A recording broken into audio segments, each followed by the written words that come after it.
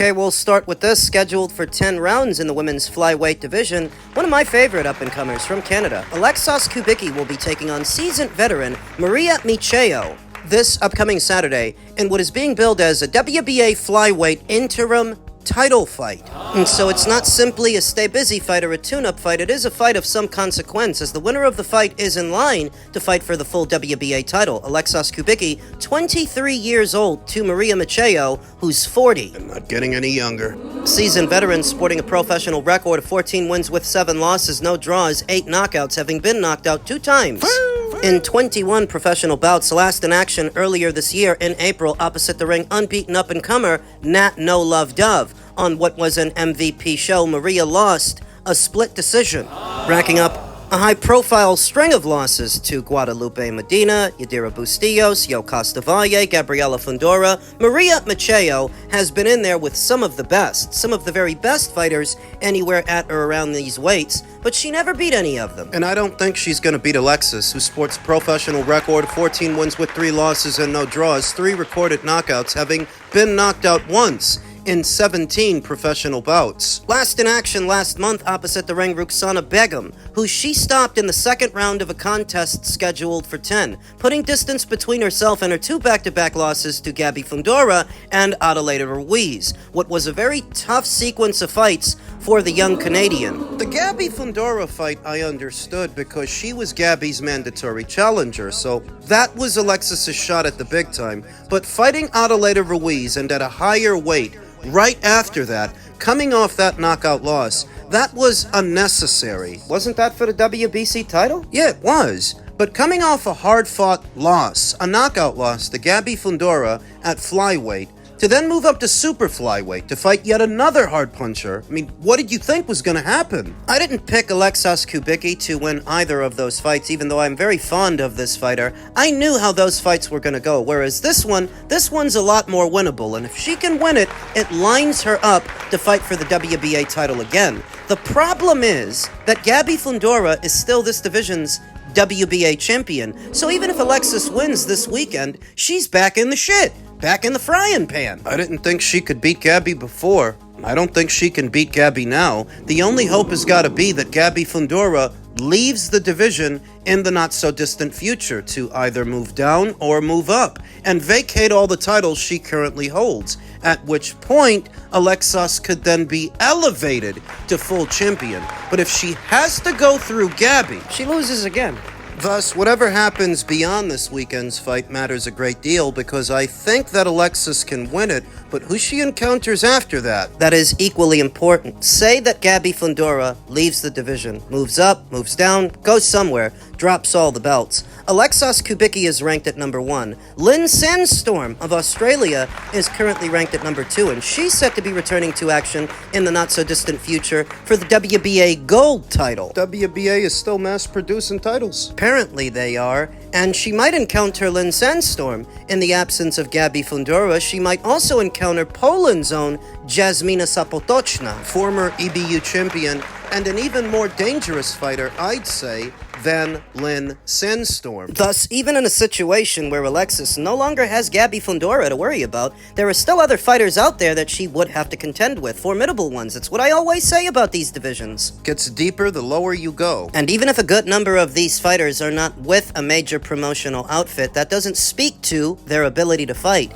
their ability to be dangerous for the likes of an Alexis Kubicki. So I think she's going to get the job done this weekend. I think she's going to win a points decision. But what happens after that and who she encounters, that matters a great deal. Elsewhere in the world of boxing, Eddie Hearn has revealed there have been discussions with Queensberry Promotions about a Nick Ball versus MJ Akhmadaliev fight.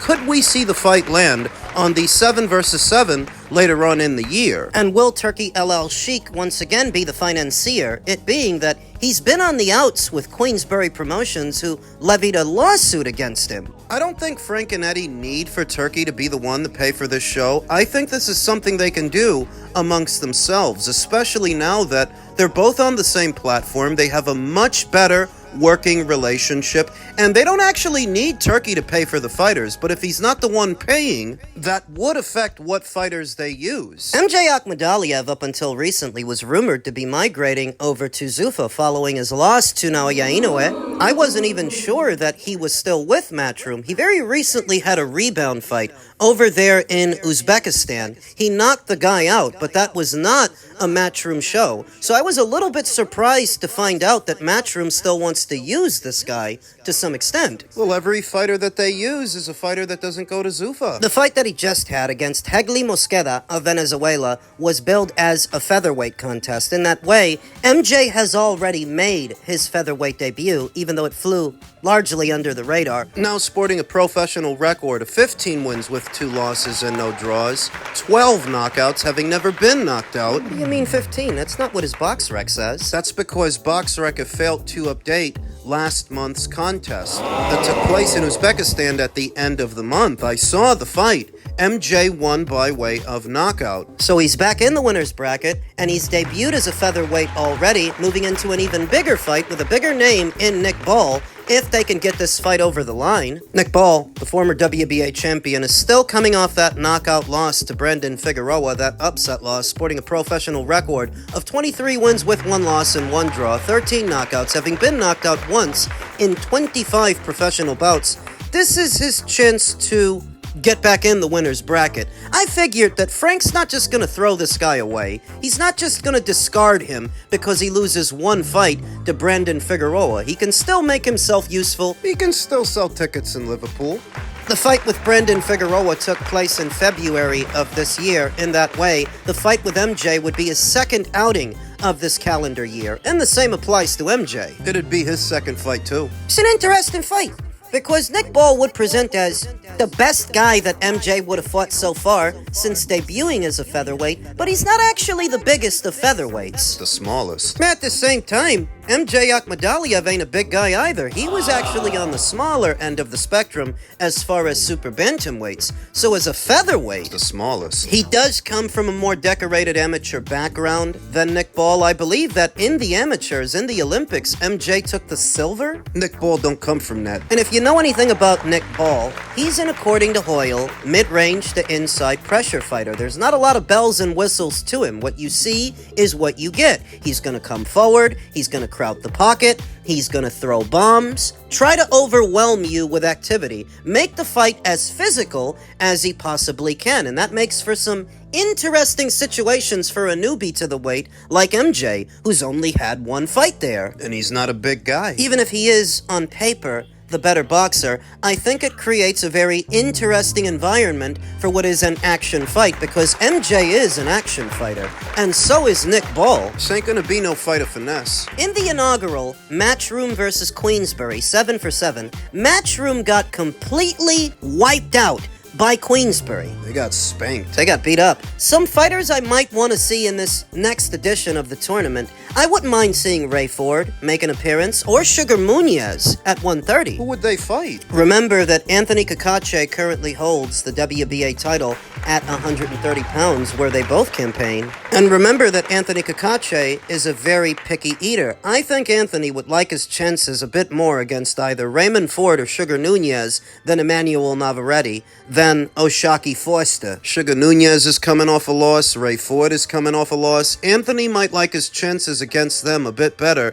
than any of the other reigning champions at the weight. If they do this tournament, I don't imagine that it happens over the summer months, because summer is already here. This would have to be something that they put together for the fall or winter months. I like Nick Ball versus MJ Akhmadaliev. It's a fight where the outcome is not a foregone conclusion. MJ is arguably a better boxer than Nick Ball, and they've both been champions before, just at separate weights, but size matters a bit also. MJ doesn't have a lot of size for a featherweight. Neither does Nick Ball, but he's got more than MJ. Men's lightweight news, Gervonta Davis versus Floyd Schofield Jr. talks seem to be intensifying, at least according to Lance Pugmire at Boxing Scene, where I literally just saw an article from World Boxing News, I believe it was, saying that it's been radio silence. According to Boxing Scene, it's the opposite. With a ticking deadline to strike a deal, a proposed Gervonta Davis versus Floyd Schofield WBA lightweight title fight is being negotiated.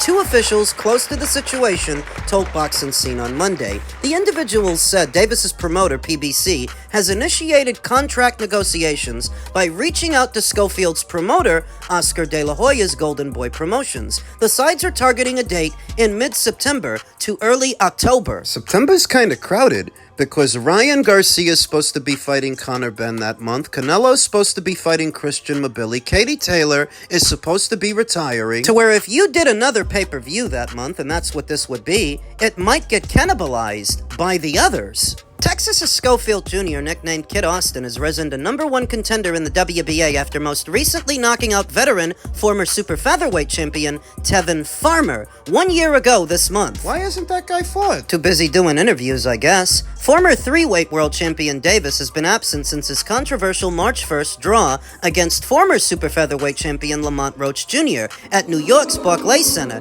over a year ago. In that bout, referee Steve Willis failed to reward Roach with a knockdown that would have given him the victory had it occurred. Davis has been beset by legal trouble since, facing criminal and civil charges for his alleged physical abuse of a former partner at her place of business. The sides have been given until June 22nd by the WBA to strike a deal before the belt would be sent to purse bid. If Davis doesn't fight Schofield for his former belt that now sits vacant, Schofield, 23, becomes champion. One official involved in the talks told Boxing Scene, "I think we can make it work. I bet we have something done. We don't want to go to purse bid." Schofield's father and trainer, Floyd Schofield Sr., told Boxing Scene, "A potential Davis bout is a huge fight for Floyd. He's obviously looking sharp. It's a dangerous matchup, but we feel good. We've worked our behinds off from being homeless to get to this. And Kid holds 2 minor WBA titles already, so you know, it's just the next step to see on our road of greatness." I'm skeptical as to whether or not this fight happens.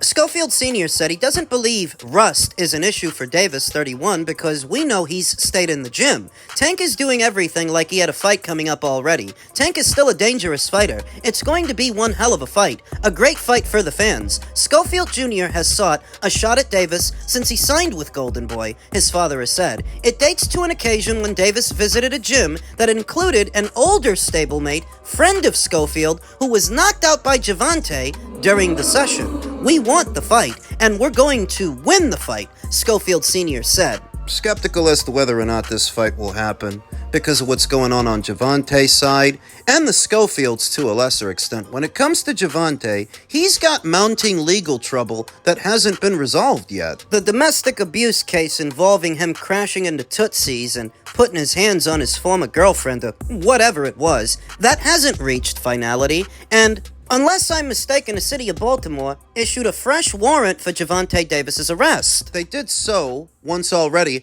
highlighting the situation in Florida as a violation of his probation. Then that initial warrant was thrown out some weeks and some months ago, only for it to be issued again some months later. This happened, what, about a week, 2 weeks ago? All while the boxing scribes, via their anonymous sources, keep reporting on potential Gervonta Davis fight news that never seems to materialize up until recently. There were rumors about a Lamont Roach rematch. There were rumors about an Isak Pitbull Cruz rematch. Now, the both of those guys are fighting other people. All these preliminary rumors about some Gervonta Davis fight news never seem to materialize, so that if now it involves the Schofields, I don't know how much I can believe that, because of Gervonta Davis's legal trouble, and because of the Schofields, because of him. These are the guys who bailed. These are the guys who balked on a Shakur Stevenson fight. These are the guys with an established track record of pulling out of fights. They pulled out on Ashton Silva. They pulled out on Shakur Stevenson. Didn't Floyd supposedly get sick? I mean, do you believe that shit? You actually believe he was sick? Sick with what? His own father uploaded a video of him back in the gym the following Monday after pulling out of the Stevenson fight. So whatever he was sick with couldn't have been that bad. This is the guy who pulled out on Ashton Silva, pulled out on Shakur Stevenson, priced himself out of an Abdullah Mason fight, wanting $10 million to face him. So I'm supposed to believe they're going to reach agreeable terms with Gervonta Davis. Gervonta ain't going to give you $10 million. He ain't going to give you $5 million. It's established that Gervonta Davis is the A-side fighter in the fight, but he's not the kind of A-side that can get Floyd $10 million like Canelo got Caleb Plant $10 million. You don't get for a Gervonta Davis fight what you get for a Canelo fight. He's not that kind of A-side. He's just the A-side over Floyd. Floyd, who has done little more than interviews and podcasts since stopping Tevin Farmer in the first round of the only fight that he had in the previous year. In that way, he's boxed for less than a round in over a year's time, maybe a little closer to 2 by the time they get this fight over the line. I don't think it happens in September. If it happens, I would sooner expect it to happen in October, which is a little less crowded. If it happens. If it happens, both guys will have been out for well over a year. Both guys would presumably have ring rust to shake off. Floyd Schofield says that Gervonta Davis has been in the gym, but there's been no training footage of Gervonta Davis in anybody's gym. The only recent footage of Gervonta Davis doing anything on the internet was the footage of him visiting Adrian Bronor during Dean the Great's live stream. There's been no footage of him hitting the bag, doing any drills, any road work, doing much of anything. I think that Floyd Schofield Sr. is taking it on assumption that Gervonta Davis has been training all this time, where I don't think he has, because I don't think he wants to box anymore. So if they can get this fight, they would be fighting Gervonta Davis at a very opportune time, albeit coming off of inactivity themselves. Desire might be what determines who wins, who wants it more. Stylistically, Gervonta Davis has the edge. That's just based on styles. Stylistically, Gervonta Davis is best described as a boxer-puncher, a counter-puncher, who relies on the other man's aggression to get those big counters off. And Floyd, he is aggressive. He does like to mow guys down. He does like to stand in front of guys and let big punches go. He's big and he's strong and he's young. He's fresh. But he is also aggressive. And Gervonta Davis has a penchant for using his opponent's aggression against them. So stylistically, Gervonta Davis would have the edge. Stand in front of him too long, he's gonna make you pay for it. And Floyd Schofield, he's hit the deck before. We've seen it. He's been dropped by a lesser fighter and a lesser puncher than a Gervonta Davis. They don't have that much time to reach a deal. They've got until the 22nd of this month. Otherwise, the title is forfeit. So according to the WBA, and you can make of that what you will, technically, they already stripped Gervonta Davis of the title earlier this year, then seemingly gave it back to him. Make of that what you will. How interested do you think Gervonta Davis is in keeping that title? Do you think he still cares about alphabet titles? Did he ever? Well, they're said to be in talks. They're said to be negotiating. Said to be in talks by who? Whose side is confirming negotiations? Gervonta Davis or Floyd Schofield's? Because if it's the Schofields, that could be just them looking to manufacture a story, manufacture a buzz to keep their name out there. I don't trust them, and I don't know that this fight is going to happen.